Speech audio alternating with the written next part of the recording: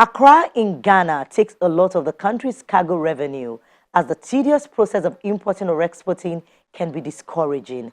Our guest tells us more. Accra, that's Ghana.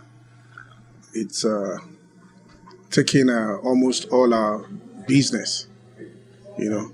And if you look at it, let me even look at import. Of course, we all know that the import has dipped. If you look at the import figures now, they are not as good. The figures are not looking too good like the way, some couple of years back. The government has told us that they've introduced the ease of doing business. But the question is, how is this ease of doing business? When we have export merchants taking their stuffs to Ghana, for instance, and of course, Accra has a big perishable center. We don't have that here. Packaging is, properly done, world standard, So we see our exports, especially yam. Yam is consumed all over the world. There's no place where you don't see people eating yam, from Australia to New Zealand to core Europe and the Americas. But most of the yam that's being consumed are Nigerian yams, grown in Nigeria.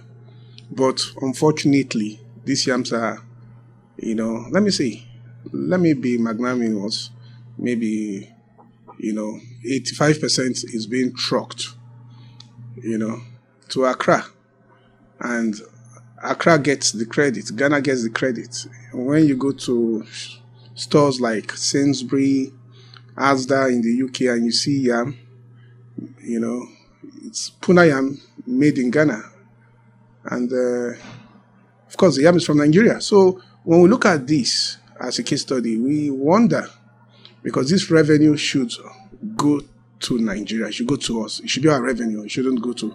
But because the ease of doing business is really easy in Ghana, and the merchants, the exporters don't mind the cost implication, because even with the cost implication of trucking and all they go through, it's still cheaper and it's still more profitable to ship from Ghana. So we need to put a lot into place, a lot into perspective. When we have warehouses filled with over 15, government agencies, then how is this ease of doing business? We do a lot of vegetables too from Nigeria. Virgin BA, the direct flights to the UK, do over 10 tons or more weekly. That's a lot. So, but you still see the merchants just doing it the crude way. Packaging is just not properly supervised. And that's why we have problems with our exports in Europe and the diaspora, because of course, we know that most of our agricultural grains have been banned, in most of these countries. It's a no-no when it comes to, there are a lot of stuff you can't ship to the US, a lot of stuff you can't ship to Europe, and so we need to, apart from trying to make our ease of doing business really easy, we need to look at standardization. We need to look at quality control.